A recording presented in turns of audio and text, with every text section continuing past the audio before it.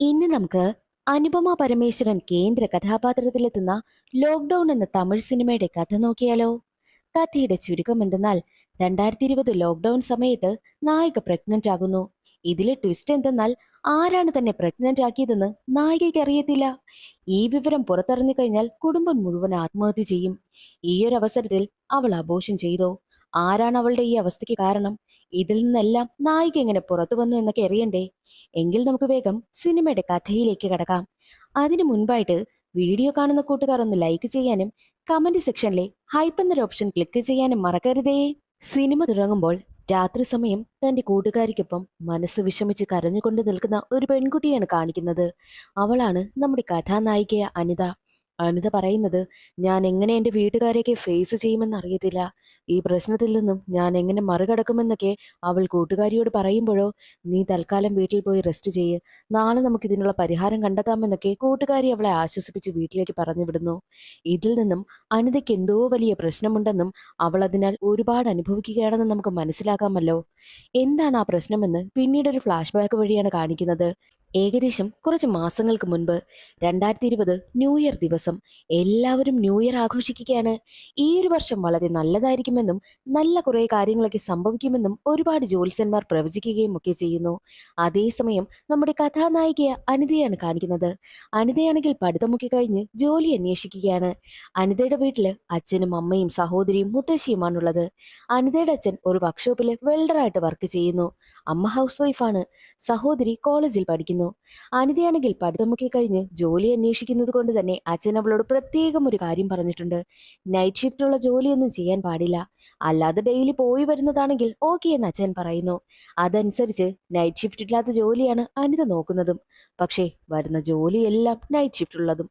ഒരുപാട് ഇന്റർവ്യൂ ഒക്കെ അറ്റൻഡ് ചെയ്തു. എന്നിട്ടും ഇതുവരെയും അവൾക്കൊരു ജോലി പോലും സെറ്റ് ആയതേയില്ല. അച്ഛൻ വീടിന് വേണ്ടിയിട്ട് ഒരുപാട് കഷ്ടപ്പെടുന്നത് കൊണ്ട് തന്നെ അച്ഛനെ സഹായിക്കണമെന്നും തീരുമാനിച്ചാണ് അനിതയും ജോലി നോക്കുന്നതും. അനിത കാണുവാനൊക്കെ നല്ല സുന്ദരി കുട്ടി ആയതുകൊണ്ട് തന്നെ അനിതയെ ഒരുപാട് ആൺപിള്ളേരൊക്കെ സൈറ്റ് അടിക്കുന്നുണ്ട്. അവളുടെ ഏരിയയിലുള്ള ഒരു മെഡിക്കൽ ട്രിപ്പായ പയ്യന് അനിതയെ ഒരുപാട് ഇഷ്ടമാണ്. പക്ഷേ അവൾക്കാണെങ്കിൽ ഈ പ്രണയത്തിലൊന്നും ഒട്ടും താല്പര്യമേ ഇല്ല.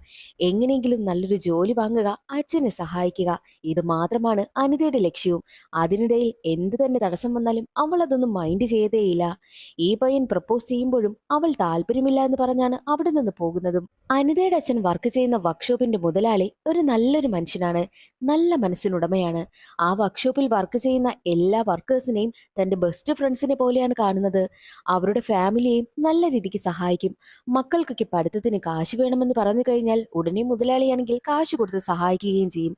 അത്ര നല്ല മനുഷ്യനാ. മുതലാളിക്ക് ഒരു മകളുണ്ട്. മകളെ MBBSന് പഠിപ്പിക്കുക. മകളൊരു ഡോക്ടറായി കാണണമെന്നാണ് മുതലാളിയുടെ ആഗ്രഹവും. മകളെ നല്ല പ്രതീക്ഷയായിരുന്നു. ഈ ഒരു കാര്യങ്ങളെല്ലാം അനിതയുടെ അച്ഛനോടൊക്കെ സംസാരിച്ചുകൊണ്ട് നിൽക്കുന്ന സമയമായിരുന്നു മുതലാളിക്ക് തന്റെ വീട്ടിൽ നിന്ന് കോള് വരുന്നത്. വിളിച്ചത് മുതലാളിയുടെ ഭാര്യ. എത്രയും വേഗം സ്റ്റേഷനിലേക്ക് ചെല്ലണമെന്ന് പറഞ്ഞു. അങ്ങനെ മുതലാളിയും ഭാര്യയും പിന്നെ അനിതയുടെ അച്ഛനും കൂടി സ്റ്റേഷനിലേക്ക് എത്തും. അപ്പോഴാണ് മുതലാളിയുടെ മനസ്സ് തകരുന്ന ഒരു കാഴ്ച മുതലാളി കണ്ടത്. എന്തെന്നാൽ താൻ ഏറ്റവും സ്നേഹിച്ച് അത്രയും പ്രതീക്ഷയോടുകൂടി വളർത്തിയ മകളാണെങ്കിൽ കോളനിയിലുള്ള ഒരു പയ്യനെയും വിവാഹം കഴിച്ചു വന്ന് നിൽക്കുന്നു. അവരുടെ രജിസ്റ്റർ മാരേജും കഴിഞ്ഞിരിക്കുകയാണ്. അത് കണ്ട് മുതലാളിയുടെ ചങ്ക് തകർന്നു പോകുന്നു. മുതലാളി ഒരുപാട് കരയുകയാണ്. മകളെ ഒരുപാട് ഉപദേശിക്കുവാനൊക്കെ നോക്കുന്നുണ്ട്. എന്നാൽ മകളാണെങ്കിൽ അച്ഛൻ പറയുന്നതൊന്നും കേൾക്കുന്നതേയില്ല. അവനോടൊപ്പം മാത്രമേ താൻ ജീവിക്കൂ ഒരു അഹങ്കാരിയെ പോലെയാണ് പറയുന്നതും. അതിനുശേഷം തന്റെ ഭർത്താവിനൊപ്പം പോകണമെന്ന് പറഞ്ഞ് ആ പെൺകുട്ടി സ്റ്റേഷന് പുറത്തേക്ക് വരുന്ന സമയത്തും മുതലാളി പെൺകുട്ടിയുടെ പിന്നാലെ ചെന്നിട്ട് അവളുടെ കാലിൽ വീണ് കെഞ്ചുന്നു. നീ അവനൊപ്പം പോകരുത്. നീ പഠിച്ചൊരു ഡോക്ടർ ആകണം. നീ ഡോക്ടറായി കാണണമെന്നാണ് ഞങ്ങളുടെ ആഗ്രഹം. നീ ഞങ്ങളെ വിട്ടുപോയാൽ ഞങ്ങൾക്ക് ആരാ ഉള്ളതെന്ന് പറഞ്ഞാണ് മുതലാളി തന്റെ മകളുടെ കാലിൽ വീണ് കരയുന്നത്. എന്നാൽ മകളാണെങ്കിലോ ഒരു ദയ പോലും കാണിക്കാതെ തന്റെ ഭർത്താവിനോട് വണ്ടി എടുത്തുകൊണ്ട് വരുവാനായും പറയുന്നു. കോളനിയിലുള്ള കുറെ ആളുകൾ അവിടെ ഉണ്ടായിരുന്നു. എല്ലാവരും എന്തോ വലിയ കാര്യം നേടിയ മട്ടിലാണ് സന്തോഷിച്ചു നിൽക്കുന്നതും. മകളുടെ പ്രവൃത്തിയെല്ലാം കണ്ട് ദേഷ്യം വന്ന അമ്മ അവളോട് പറയുന്നുണ്ട്, നീ ഇപ്പോൾ ഈ ചെയ്തതിന്, നിന്റെ അച്ഛനെ കൊണ്ട് നീ കാല് പിടിപ്പിച്ചതിന് ഒരു സമയത്ത് നീ ഇതിനെല്ലാം അനുഭവിക്കുമെന്ന് പറഞ്ഞ് അച്ഛനെയും വിളിച്ചുകൊണ്ട് അവിടെ നിന്ന് പോവുകയാണ് ചെയ്യുന്നത്. ഇതെല്ലാം കണ്ടുകൊണ്ട് ഹൃദയം തകരുന്ന വേദനയിൽ അവിടെ അനിതയുടെ അച്ഛന് നിൽക്കുന്നുണ്ട്. എന്നാൽ വീട്ടിലേക്കെത്തിയ അനിതയുടെ അച്ഛന് സങ്കടം സഹിക്കാനാകുന്നില്ല. അച്ഛനാണെങ്കിൽ അമ്മയോട് ഓരോ കാര്യങ്ങളൊക്കെ പറയുന്നു. അത്രയും നന്നായിട്ടാണ് മുതലാളി തന്റെ മകളെ വളർത്തിയത്. മാത്രവുമല്ല ഞങ്ങളെയൊക്കെ ഒരുപാട് സഹായിക്കും. അത്രയും നല്ല മനുഷ്യന് ഇങ്ങനെയൊക്കെ സംഭവിച്ചല്ലോ. അത്രയും നന്നായി വളർത്തിയ മകൾ ഒരു കുറവ് പോലും ആ കുട്ടിക്ക് വരുത്തിയിട്ടില്ല. അങ്ങനെയുള്ള മകൾ ഒരു ദയയും കൂടാതെ മുതലാളിയുടെ കൺമുന്നിൽ കൂടിയാണ് മറ്റൊരുത്തനൊപ്പം ഇറങ്ങിപ്പോയത്. അതെങ്ങനെ മുതലാളി സഹിക്കും? എനിക്കത് കണ്ടിട്ട് താങ്ങാനായില്ല. നീയും നമ്മുടെ മക്കളെ ഒന്ന് ശ്രദ്ധിക്കണം. അവരുടെ മേൽ ഒരു കണ്ണ് വേണം.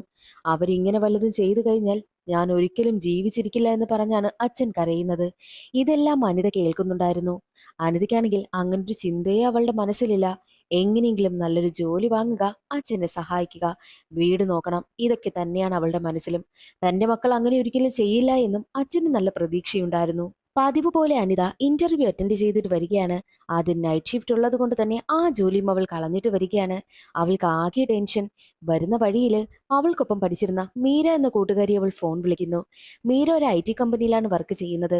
മീരയോട് നിന്റെ കമ്പനിയിൽ എന്തെങ്കിലും ജോലി വല്ലതും കിട്ടുമോ എന്നൊക്കെ ചോദിക്കുമ്പോൾ, എന്തായാലും ഒരു കാര്യം ചെയ്യാം, ഇന്ന് വൈകിട്ട് നമ്മുടെ കമ്പനിയുടെ വക ഒരു പാർട്ടി നടക്കുന്നുണ്ട്, നീ ആ ഒരു പാർട്ടിയിൽ പങ്കെടുക്കാൻ വാ, അവിടെ വെച്ച് നമുക്ക് ജോലി കാര്യം സെറ്റാക്കാമെന്നും മീര പറയുന്നു.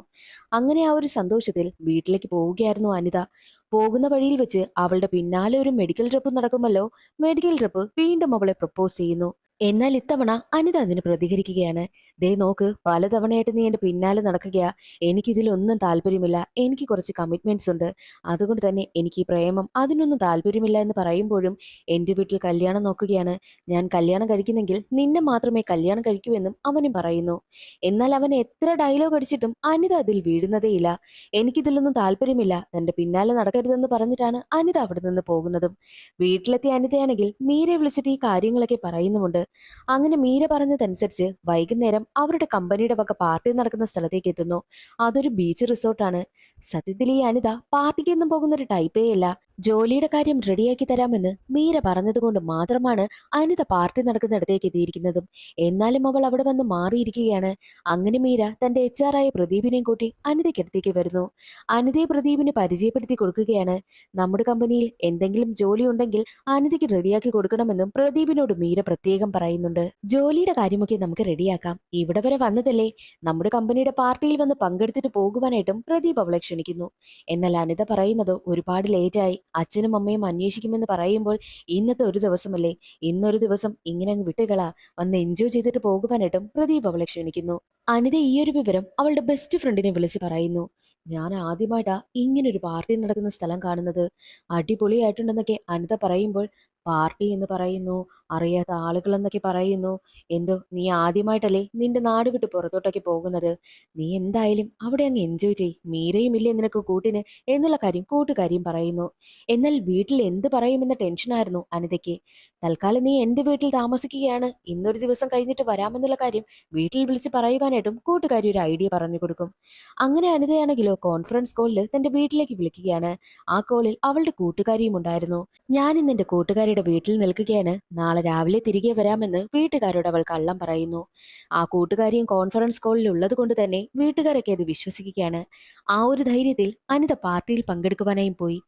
ആദ്യമായിട്ടാണ് അവൾ ആ പാർട്ടിയിൽ പങ്കെടുക്കുന്നതും.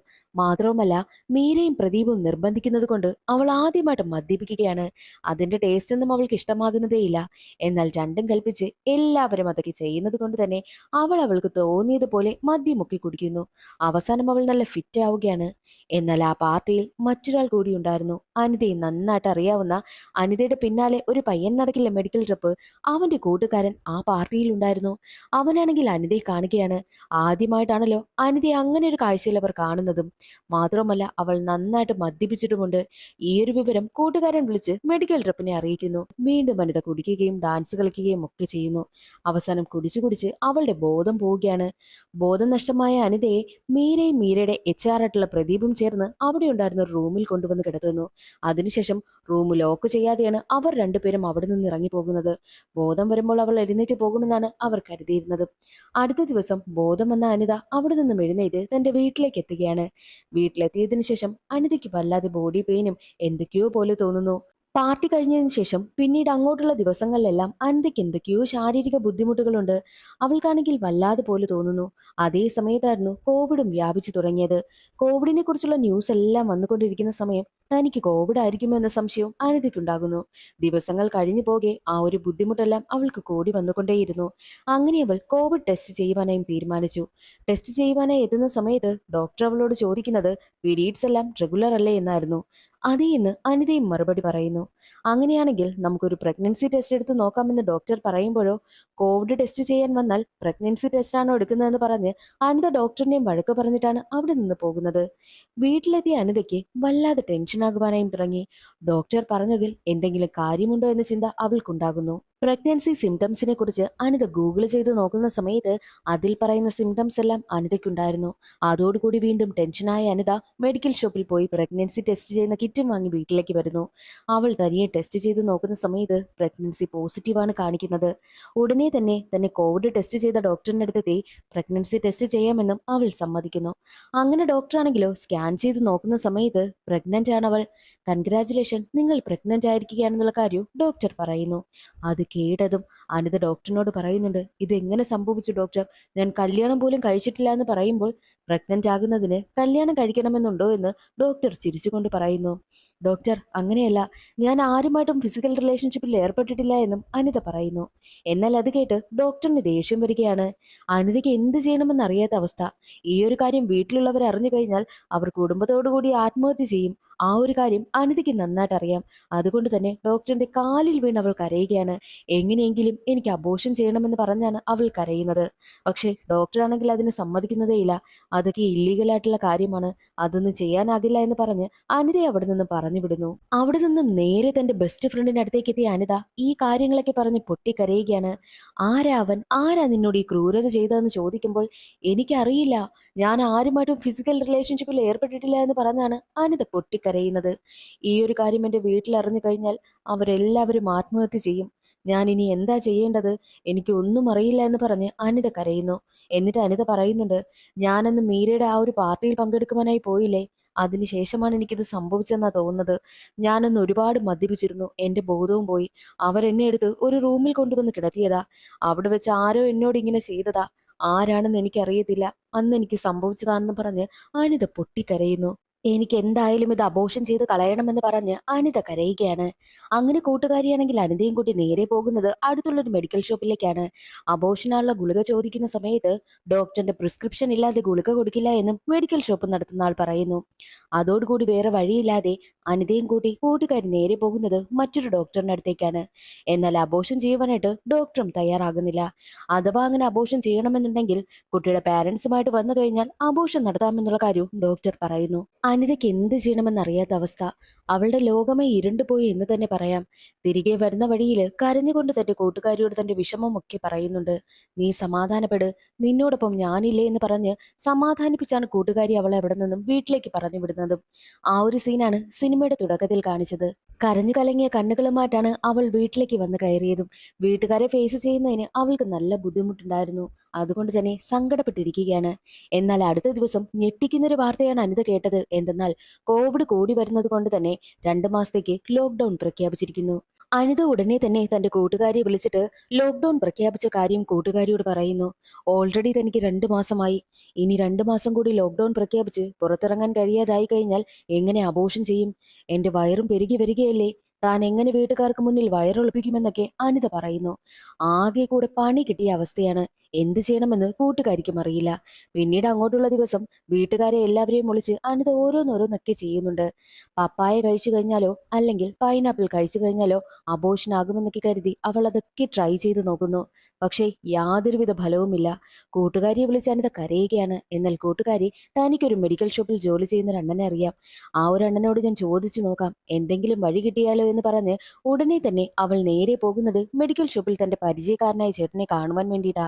അബോർഷൻ ചെയ്യുവാനായിട്ട് എന്തെങ്കിലും വഴിയുണ്ടോ എന്ന് അനിതയുടെ കൂട്ടുകാർ ചോദിക്കുമ്പോൾ തനിക്ക് പരിചയമുള്ളൊരു ഡോക്ടറുണ്ട്, പുള്ളിക്കാരൻ അബോർഷനൊക്കെ ചെയ്യുമെന്ന് പറഞ്ഞ് ആ ഡോക്ടറിന്റെ ഡീറ്റെയിൽസും പറഞ്ഞു കൊടുക്കുന്നു.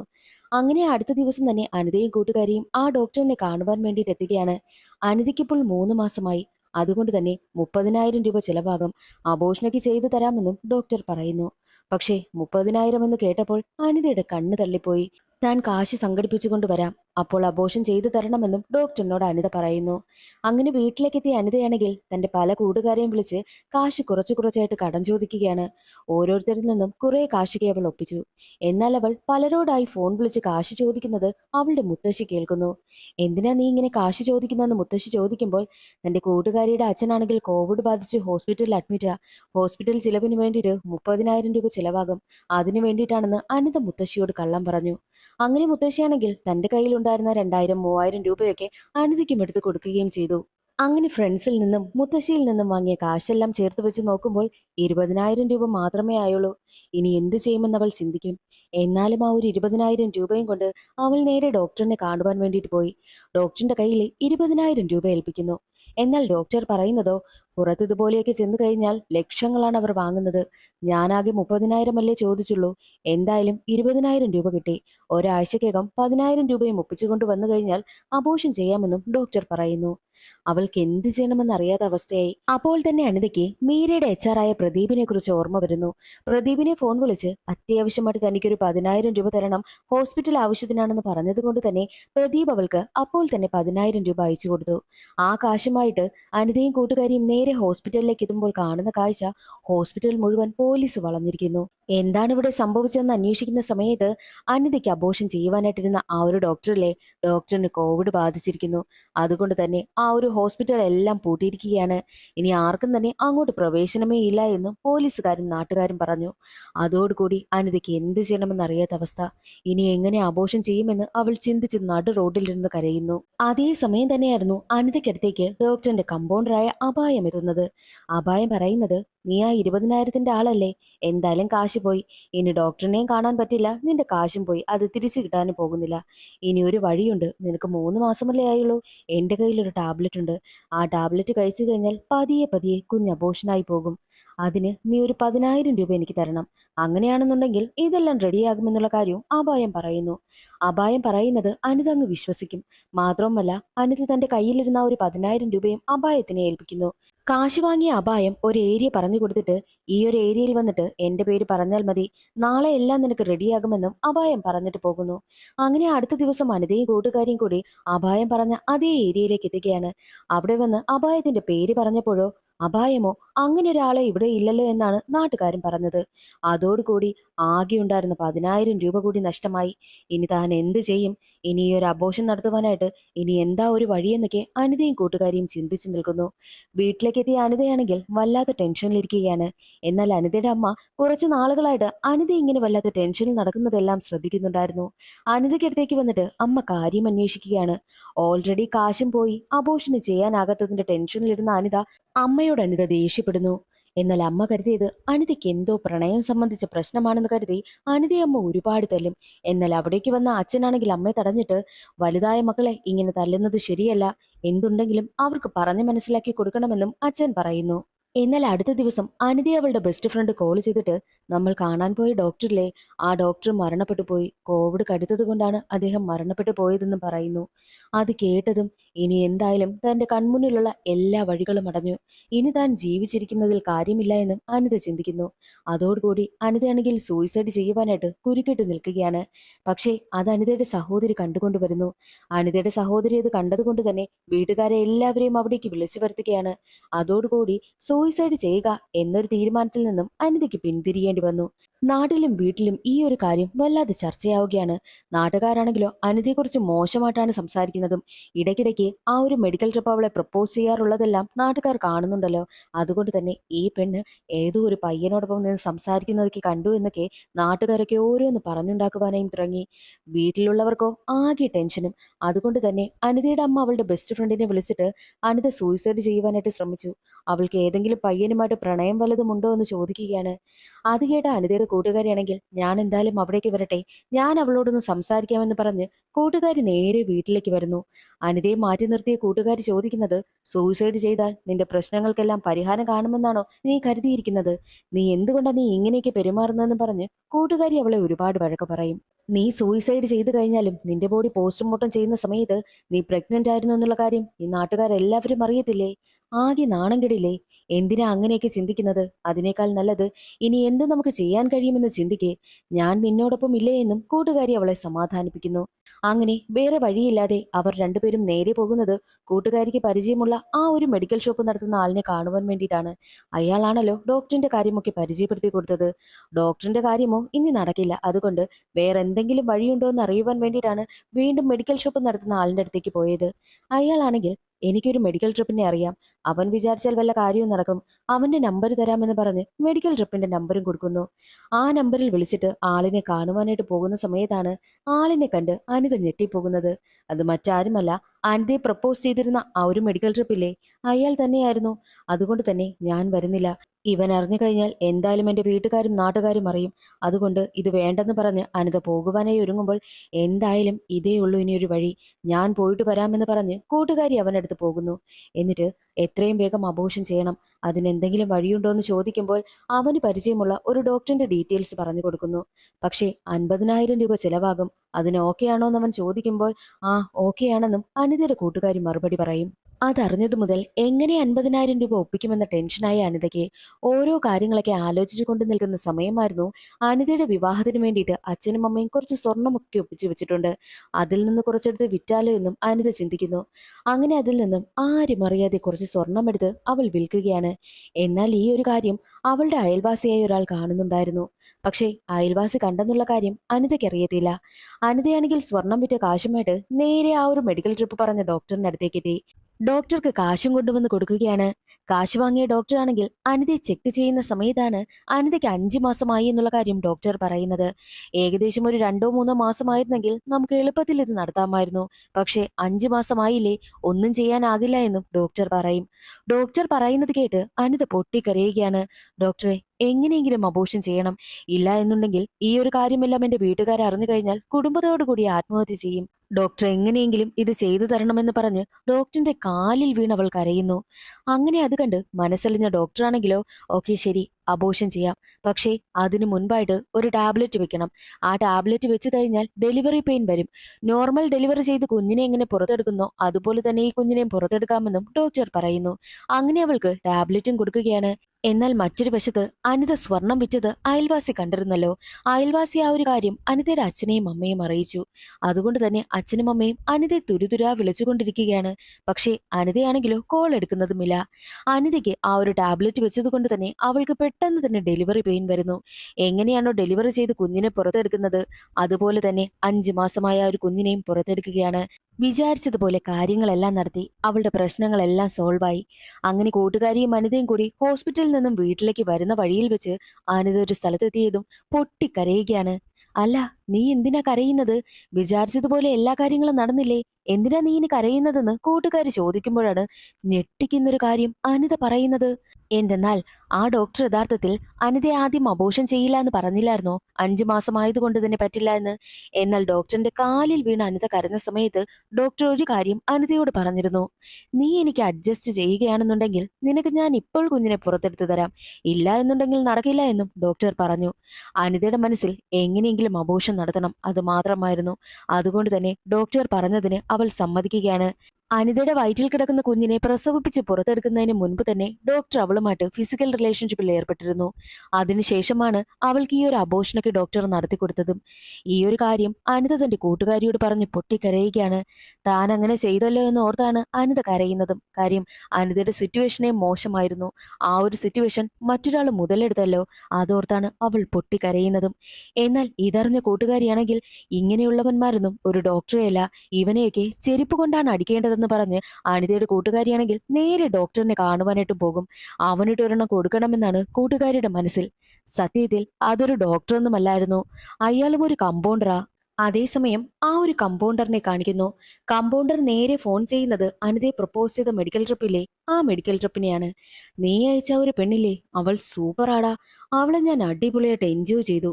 ഇനിയും ഇതുപോലെ വരുന്ന പെൺകുട്ടികളുണ്ടെങ്കിൽ എന്റെ അടുത്തേക്ക് പറഞ്ഞു വിട് എന്നുള്ള കാര്യവും കമ്പൗണ്ടർ പറയുകയാണ്. കമ്പൗണ്ടർ സത്യത്തിൽ അനിതയുടെ ആ ഒരു അവസ്ഥ മുതലെടുക്കുകയാണ് ചെയ്തത്. അയാളൊരു ഡോക്ടറൊന്നുമല്ലല്ലോ. അയാൾക്കറിയാവുന്ന കാര്യം വെച്ച് അയാൾ അങ്ങനെ ഒരു പരിപാടി ചെയ്തു, അത്ര തന്നെ. പക്ഷേ പണി കിട്ടിപ്പോയത് അനിതയ്ക്കല്ലേ. നടു റോഡിലിരുന്ന് കരയുകയാണല്ലോ അനിത. അപ്പോൾ അനിതയ്ക്ക് അവളുടെ അച്ഛനിൽ നിന്ന് കോള് വരികയാണ്. കോള് കണ്ടതും അനിത അവിടെ നിന്നും എഴുന്നേറ്റ് നടന്നു പോകുന്നു. പോകുന്ന വഴിയിൽ അവൾക്ക് ഇതുവരെയും സംഭവിച്ച കാര്യങ്ങളെല്ലാം ഓർത്ത് കരഞ്ഞുകൊണ്ടാണ് പോകുന്നത്. തന്നെ പ്രഗ്നന്റ് ആക്കിയത് ആരെന്നറിയില്ല. ആ ഒരു കുഞ്ഞിനെ അബോർഷൻ ചെയ്യാൻ വേണ്ടിയിട്ട് മറ്റൊരുത്തൻ താൻ വഴങ്ങിക്കൊടുക്കേണ്ടി വന്നല്ലോ എന്നൊക്കെ ചിന്തിച്ച് തന്റെ ജീവിതത്തിൽ സംഭവിച്ച ദുരന്തങ്ങളെല്ലാം ഓർത്ത് മനസ്സ് തകരുന്ന വേദനയോട് കൂടിയാണ് അനിത വീട്ടിലേക്ക് പോകുന്നതും. ഇനി എന്തൊക്കെ സംഭവിച്ചാലും തന്റെ വീട്ടുകാരെ നാട്ടുകാർക്ക് മുന്നിലോ ബന്ധുക്കൾക്ക് മുന്നിലോ തല കുനിപ്പിക്കാൻ പാടില്ല. അതുകൊണ്ട് അവർക്ക് വേണ്ടിയിട്ട് താൻ ജീവിക്കണമെന്ന് അനിത കരുതുന്നു. അങ്ങനെയാണ് അവൾ വീട്ടിലേക്ക് പോകുന്നത്.